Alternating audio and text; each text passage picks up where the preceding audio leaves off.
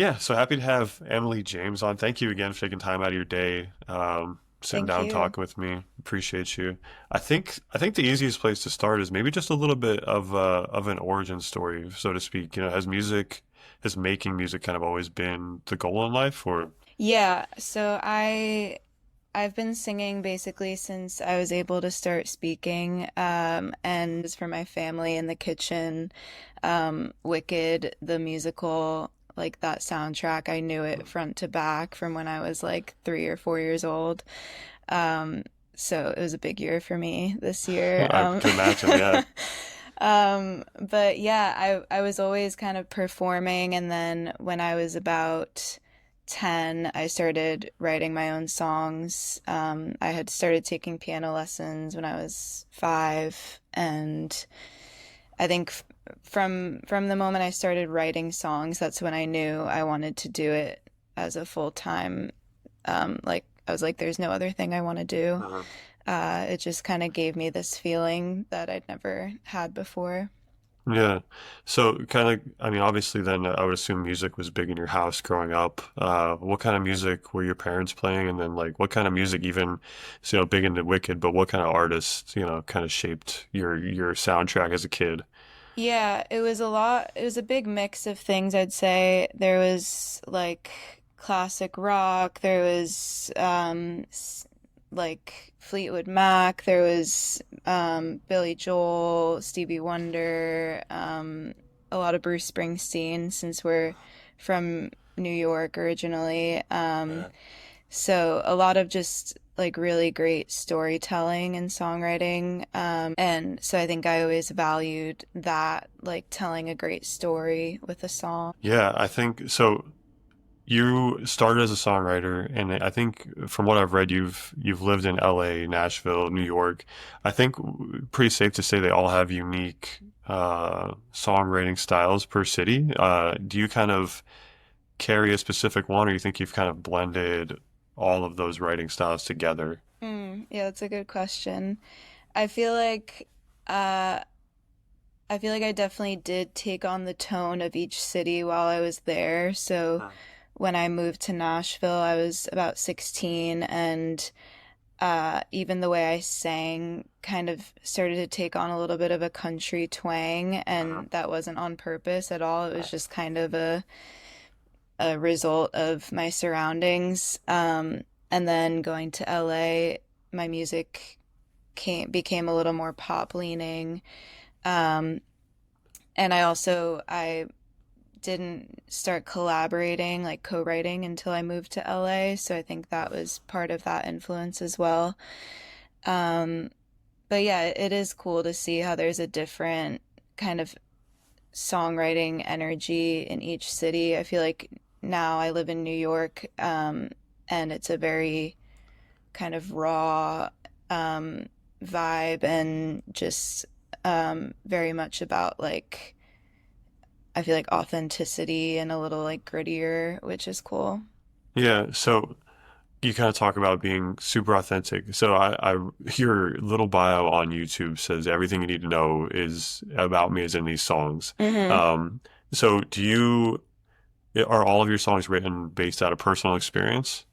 Yeah, I would say certain ones are more true than others. Like there are certain ones where I kind of exaggerate the truth or take a bit of poetic license, but um, I found from early on when I would write things that just were completely fabricated, if there was nothing rooting me to that truth, I couldn't really resonate with the song, and so then I wouldn't really like stick with it.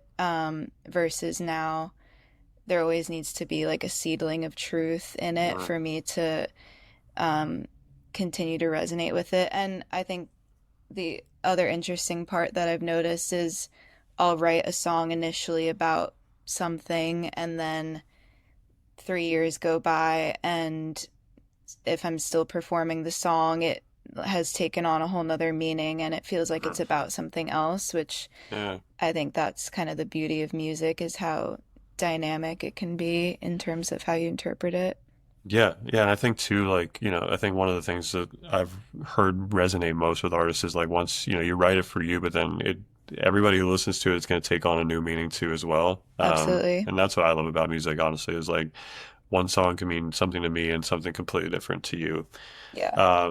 So you released a new single recently, Under the Influence. Hmm. Maybe just talk about the little seedlings in that story and the take on love that it offers. Yeah. Yeah, so this is the second single off of my new EP, which is called Summer Nostalgia. And the kind of vision behind this EP is it's each song is part of a story. So the first song I put out is called Suburbia, and that's kind of like it's kind of like if you're watching a movie and I'm like, I'm gonna tell you this tale, and this is kind of the journey we're gonna go on. And then Under the Influence is kind of the first vignette of that story. So it's this kind of friends to lovers, will they, won't they kind of song, which I have found myself in a few times. And I think it's just like, it's my favorite trope. I just think it's, um, just that like knowing somebody and then the feelings shifting and the chaos that comes with that. So that's what that song is about. Yeah, so when you mentioned like it kind of wanting to be a story. When you're writing EPs or albums or anything like that, are you trying to make it this one cohesive story? I feel like that's a little lost nowadays with everybody. So many singles come out, and like I don't want to say the art of the album is lost, but it Mm, feels like a lot of storytelling gets kind of missed in these just singles. yeah, no, I get that. I think it's usually not on purpose while I'm writing the songs. It's kind of like with this EP, half of it was written in LA and half of it was written in London. And I kind of had these songs and kept being pulled to write this like songs about this similar story structure, and it wasn't until I kind of stepped away and was like listening to them and I was like, oh, these all kind of connect in a really serendipitous way. So I usually that's how I approach projects typically is I kind of write a ton, get my feelings out, and then there's usually a common thread between them and it's like, oh, that's what that was supposed to be about. Yeah, yeah. So you mentioned too, like you wrote some of this in London. Mhm. What was your experience with music in London? I'm always curious about like the international music scene and yeah, what was it like? Yeah, it was awesome. I basically I was there for 4 months collectively. I did like 2 month stints, and everybody there is just so wonderful, so talented. I was basically in a session every single day, which isn't normally how I operate, but there were just like so many people I wanted to work with, and I wanted to make the most of my time there. And um, yeah, it was interesting too to see kind of the differences of how people approach sessions in LA versus in London, and just inspiring to be in a completely different place. And that kind of influenced the writing as well. Yeah, I mean, for me, it's like, I mean, obviously the sounds coming out, like, international sounds a lot different than a lot of the music being made now in the States, but it's always interesting to see what kind of takes hold, coming from there versus coming from here. So you've Yeah. been you've been making music too now, or releasing music, I should say. You've obviously been making music since you were 5, but releasing music for close to a decade now. Yeah, it's How do you wild. think, right? How do you think your music has kind of changed over the years? Has your style or the way you approach it changed, and if so, how? I think my writing has always come from the same place. It's always kind of this um inner place that I try not to force, and I just kind of listen to what what wants to be written. Um but I think my my production style has changed. I produce kind of like half of my stuff myself, and then half of it is collaborations.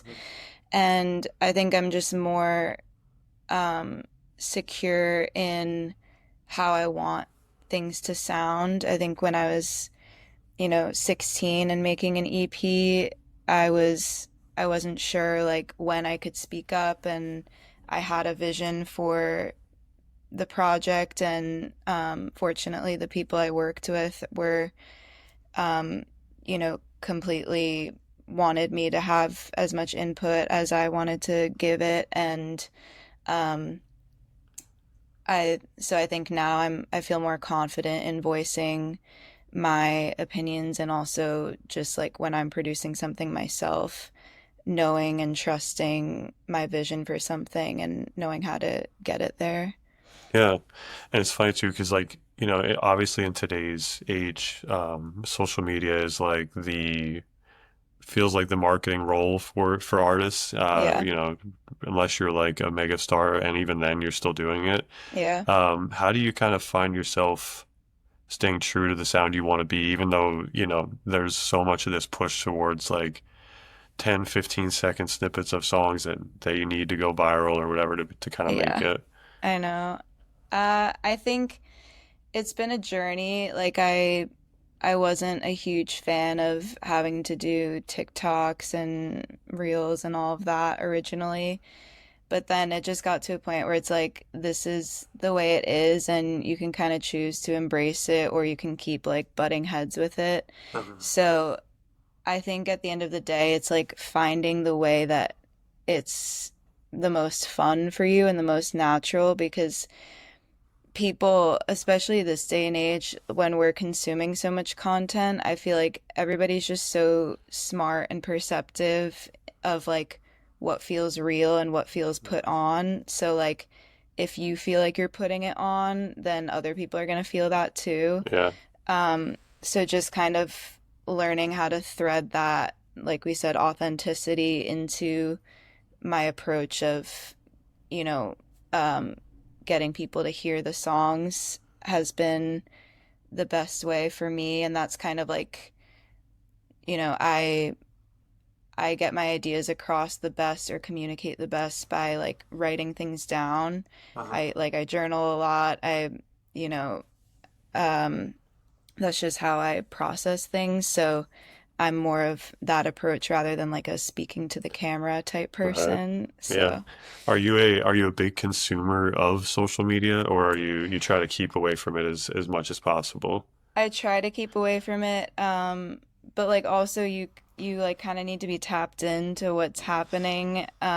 So there's definitely a balance, but just kind of setting those limits, and um, knowing that like it's okay to just kind of scroll and enjoy and laugh at things. Like the other night, I was just like sitting and scrolling on TikTok and watch it. Right now, the trend is like the I'm so hungry I could eat. And I was just like Yeah. losing it. Yeah.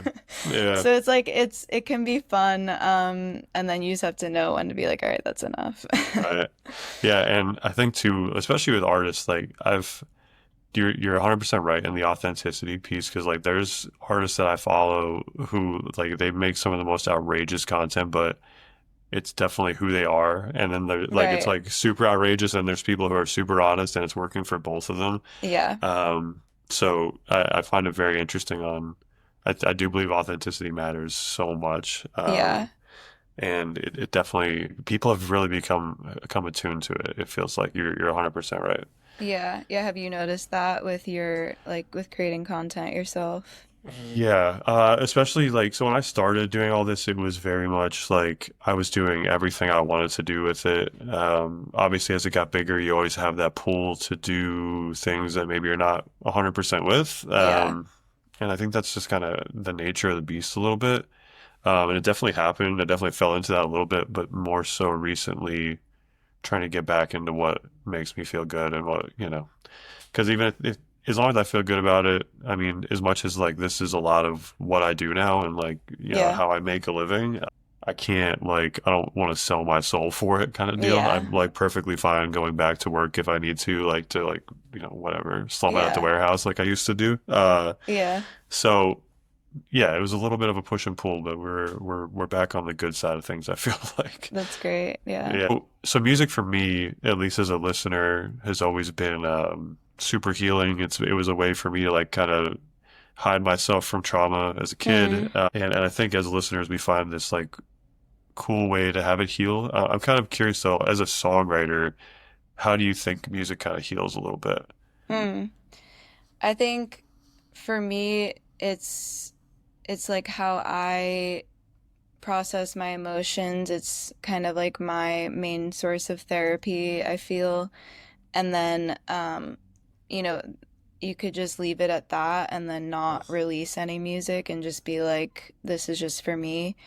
But I think that as somebody releasing music, kind of like what we talked about before, once it's out, it's not mine anymore. And um, I want people to kind of interpret things their own way and um, have it heal them in their own ways. And that's like truly what motivates me to keep doing it is, people reaching out and sending messages that say, like this is getting me through a really tough time. Like your music is what's keeping me going. Like that means everything to me. Yeah. And um, I think that is like the most important aspect of it. So, Yeah. yeah.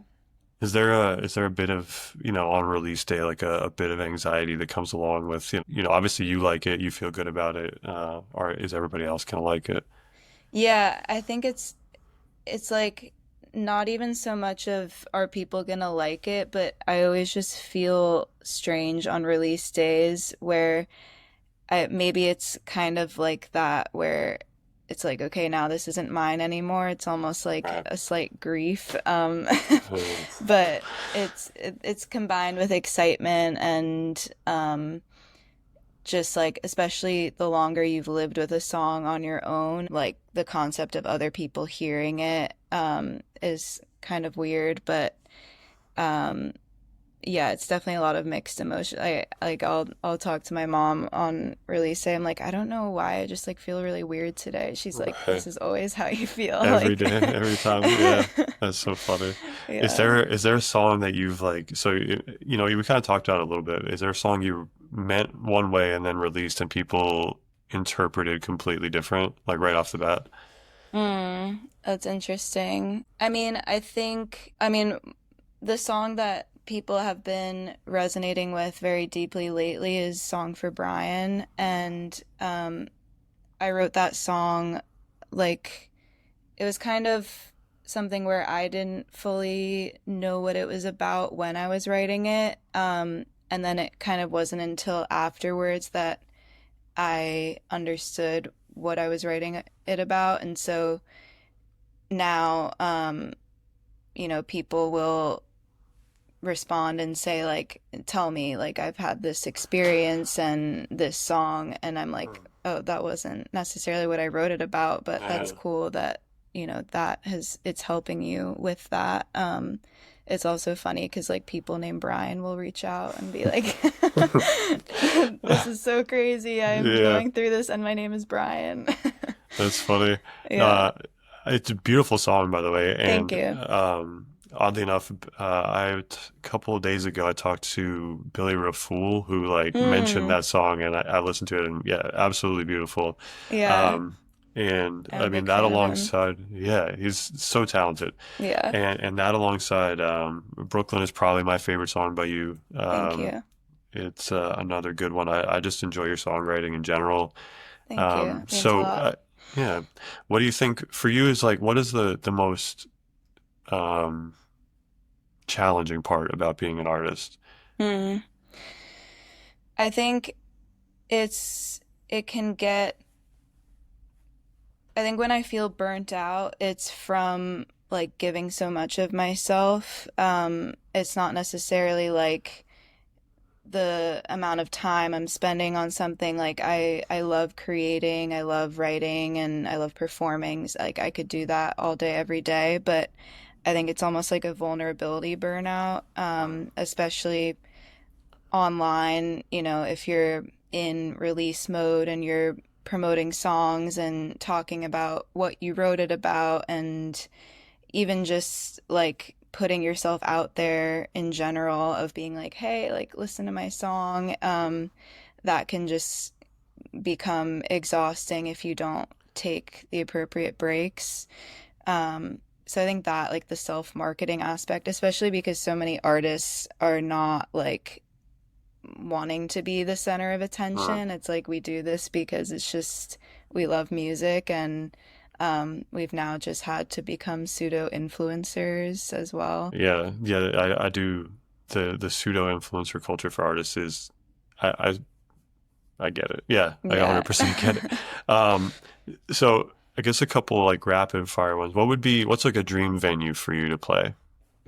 I mean, I feel like being from New York, Madison Square Garden is like the ultimate. Right. I would say, alternately Troubadour in LA, which I will be playing in June. I'm opening for Donovan Woods, who I know you Mm. have Yeah. spoken with. Yeah. So I'm really excited for that because that's been like a dream venue of mine. Yeah, that feels like the common one. I've yet to be out there, but Mm, that's definitely a common one among artists. yeah. What about maybe like a dream collab with somebody? Oh, I think first that comes to mind is Noah Kahn. I love his songwriting, and he also just seems like a really cool person. I'd love to just Right. like hang out with him. Yeah, yeah, that'd be sweet. I won't Yeah. lie. What song that you've put out that might not be your most popular, but you're just most proud of? I think there's a song called This Will Only Hurt for a Minute that I put out, I think, last year. It's on the Alternates Part 2, my last EP, and that one is one that I kind of produced entirely myself, and it was kind of I was very patient with it, with the writing of it. It was like a very long time that it came together, and so I feel like I really poured myself into that, and I'm very proud of how it came out. Yeah, yeah. And what about maybe? So obviously, I spend a lot of my time as a curator suggesting songs. So I always like Mm, to ask an artist, what about a song or an artist that you've just been obsessed with recently? mm.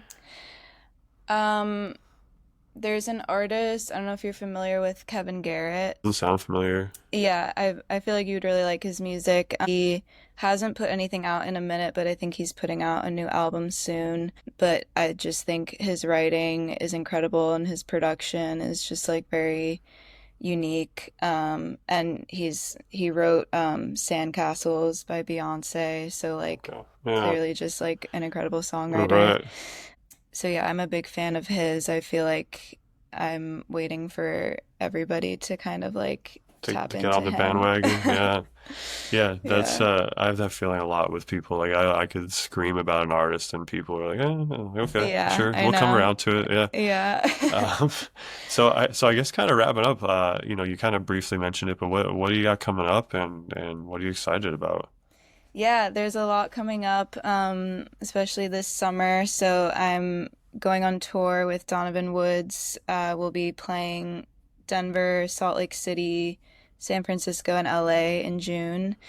And um, in August, my EP will drop, and so Mhm. there'll be a few singles leading up to that.